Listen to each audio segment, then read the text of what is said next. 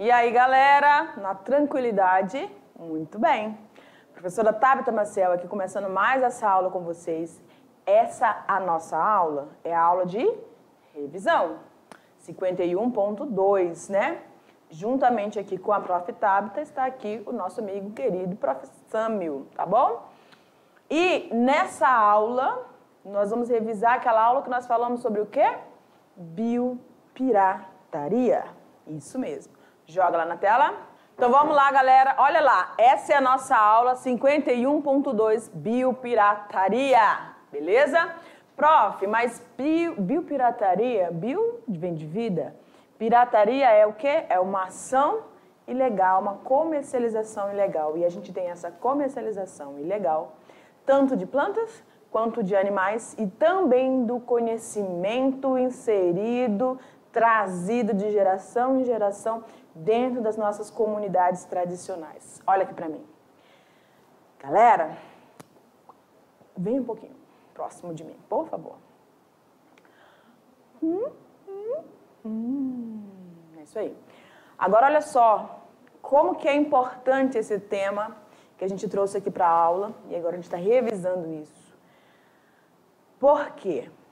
Nós sabemos que tanto as plantas quanto os animais inseridos onde eles estão, nos seus variados ecossistemas, que vão compor diferentes biomas, têm uma contribuição. Eles têm uma razão de estar inseridos ali. De uma forma ou de outra, a dinâmica que eles realizam entre si, entre os organismos daquela população, ou entre indivíduos de comunidades distintas, dentro daquele ecossistema, e desse ecossistema para com esses animais, ou seja, as partes não vivas para com a parte viva, que é a biota daquele local, tudo tem uma contribuição, uma relação. Quando a gente interfere nisso, a gente pode ter os desequilíbrios, mas a gente está falando de ações ilegais que precisam ser penalizadas, obviamente. E por que essas pessoas optam por esses recursos, animais ou vegetais? Por causa da concentração ou das informações, do potencial encontrado nesses organismos. Seja de uma biomolécula, seja de um princípio ativo, no caso dos vegetais e aí dos animais, certo? Seja de uma informação que em nenhum lugar no mundo você encontraria. E aí você chega com uma pessoa de uma comunidade tradicional, bate aquele papinho, toma aquele cafezinho da hora, porque eles são muito receptivos. Aí a pessoa vai conversando e vai extraindo aquelas informações. E isso também é considerado biopirataria, né? Então, manipular esses animais, retirá-los do seu ambiente natural, levá-los para um ambiente que não é o seu, transportá-los de forma terrível, né? Em caixinhas, em caixotes, vários deles agrupadinhos, apertadinhos, aves, animais que têm um espaço para o seu deslocamento, porque eles voam. Então, tudo isso vai interferir nesse equilíbrio e precisa ser pensado e refletido por nós quando a gente fala em toda essa questão ecologicamente correta, viável e sustentável. Tá bom, galera? Então, eu vou dar aquele tempinho para que você consiga aí estar olhando as atividades e é rápido, tá? Já já a gente retorna.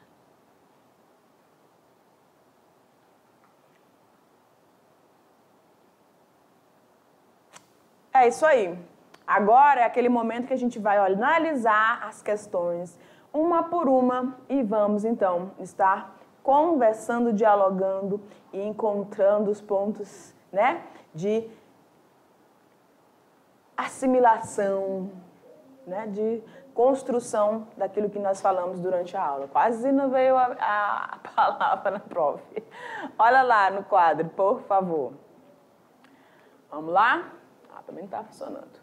Questão de número 1 diz o seguinte: a diversidade biológica ou biodiversidade vai compreender a variabilidade de todos os organismos existentes dentro de um ecossistema, seja esse ecossistema aquático, terrestre, marinho, com seus complexos ecológicos. Quando fala dessa questão dessa complexidade, está falando aí de níveis de temperatura, está falando aí de retenção de umidade, dependendo do tipo de ecossistema, está falando de luminosidade, está falando das reações químicas que podem acontecer dentro desse ecossistema, está falando da interação dessa biota com esse ecossistema abiótico, os elementos abióticos, em tudo isso aí, tá? E também em relação aos níveis de organismos que vão estar presentes dentro desse ecossistema,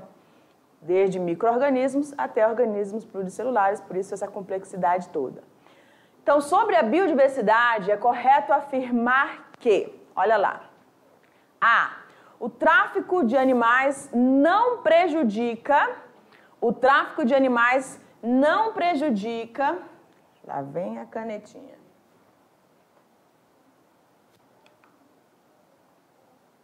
Yes.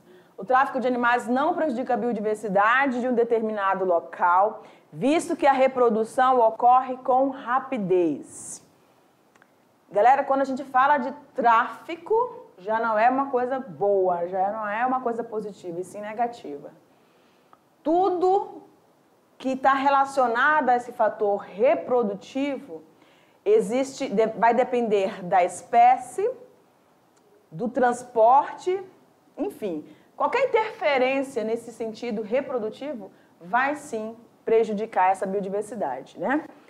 B, a biodiversidade é um conjunto de espécies de animais de um determinado local, não incluindo a fauna, pois essa não é um organismo vivo. Não tem nem o que discutir aqui, claro que é. Vamos lá. C, o desenvolvimento urbano e econômico não ocasionou nenhuma perda para a biodiversidade em âmbito mundial. Várias construções, vários empreendimentos gigantescos, sim,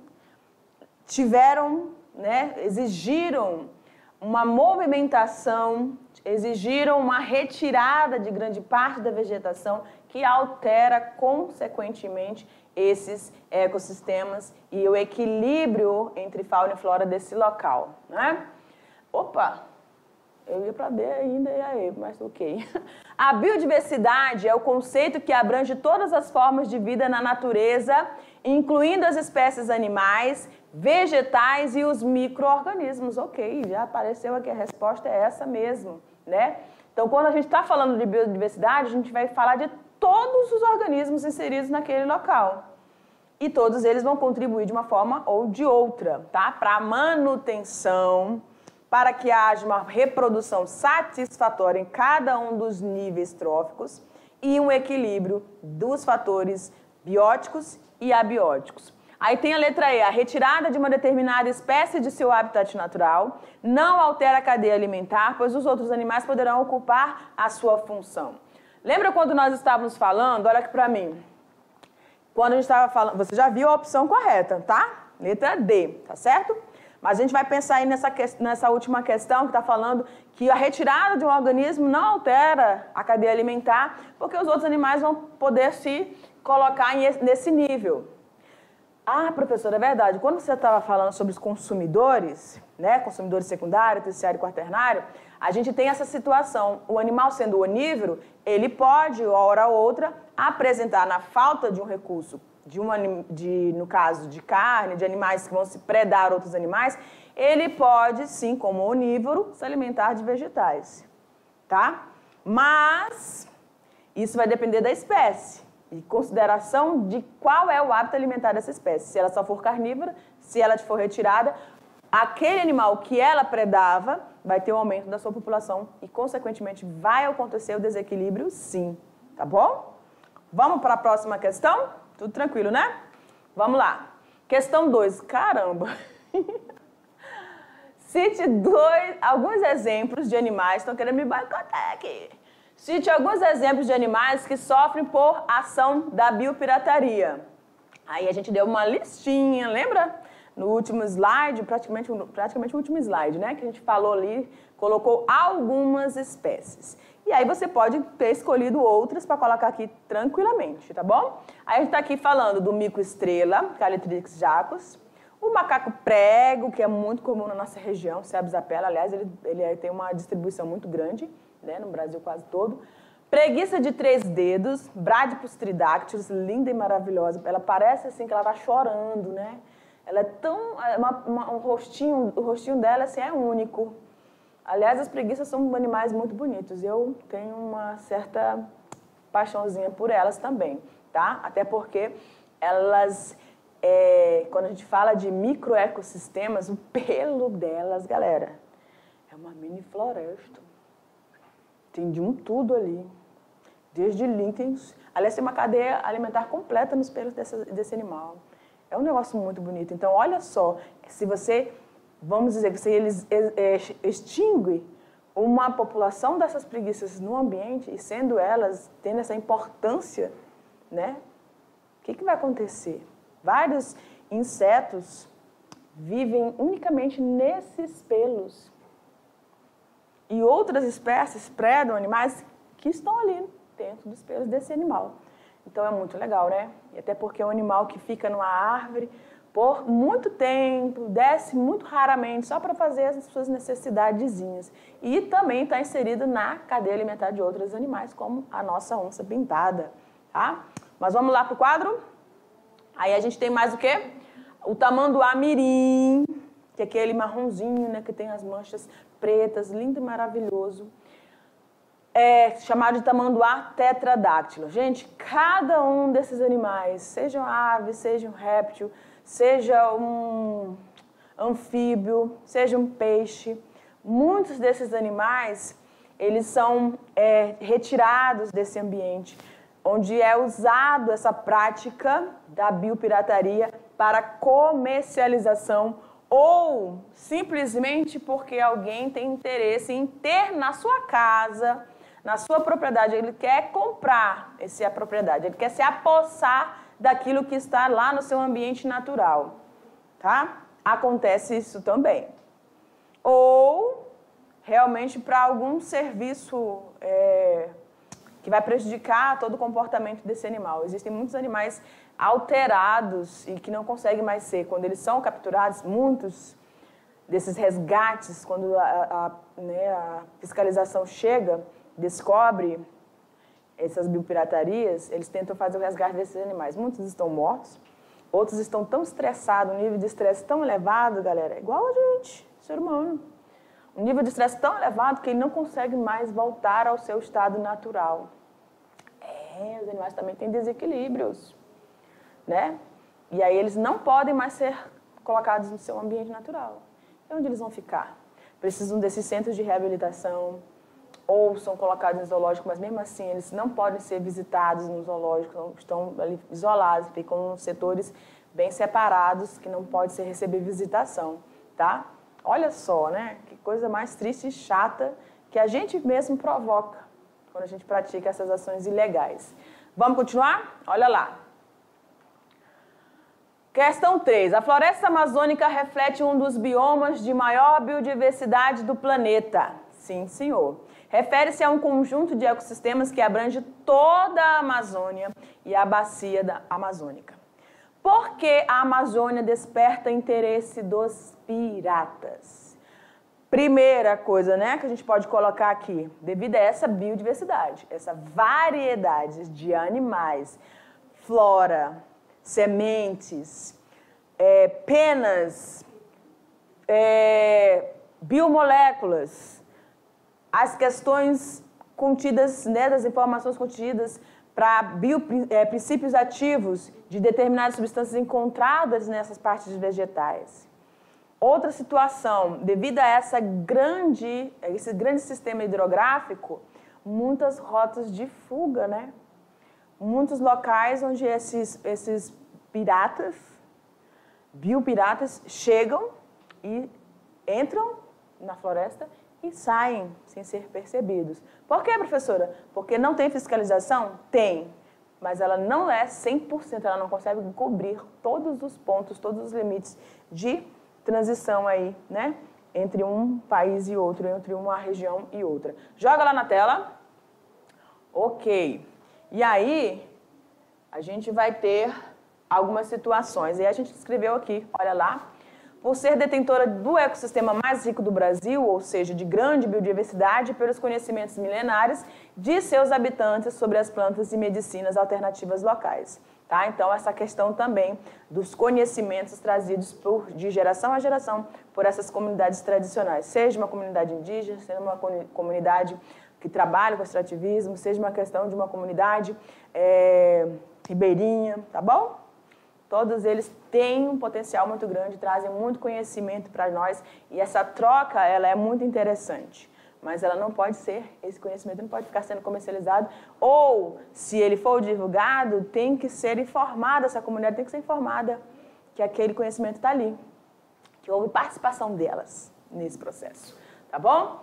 Mais uma questãozinha, olha lá. A biopirataria consiste na exploração e manipulação e apropriação ilegal de espécies da fauna e da flora, de material genético e de conhecimento das populações tradicionais. O conceito surgiu em 1992 com a Convenção sobre a Diversidade Biológica,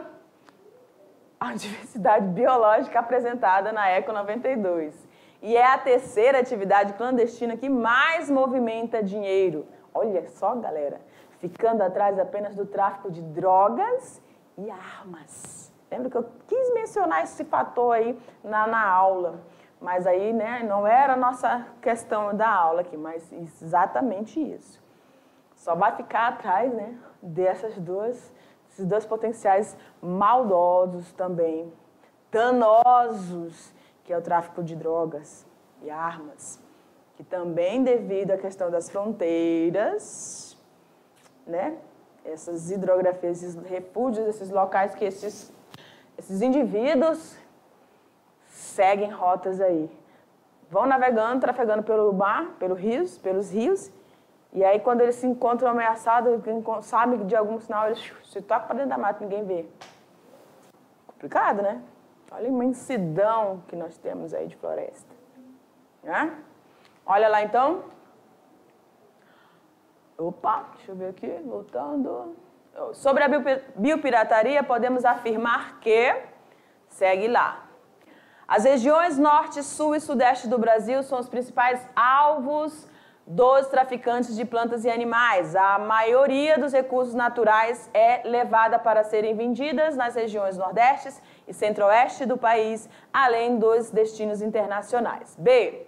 A biopirataria internacional leva as matérias-primas e produtos brasileiros para o exterior e os patenteia em seus países sedes, mas permite que as empresas brasileiras possam vendê-los lá fora e sem qualquer custo para importá-los em forma de produtos acabados. C. As perdas durante o tráfico de animais podem ocorrer apenas pelas seguintes razões. Os animais feridos que escapam morrem depois. As peles danificadas e os animais fora do padrão são descartados e fêmeas são mortas durante a captura de filhotes, que muitas vezes também morrem, tá? Essa é a nossa questão correta relacionada a esse processo de biopirataria, ok? Mas ali você tem as demais questões D e E, que não estão fazendo correlação com esse processo. Perfeito, galera? A gente finda aqui mais essa aula e aí a gente te aguarda para a gente estar finalizando. Ai, tá dando um aperto no coração, né? Mas já já a gente está de volta. Beijo, tchau, tchau.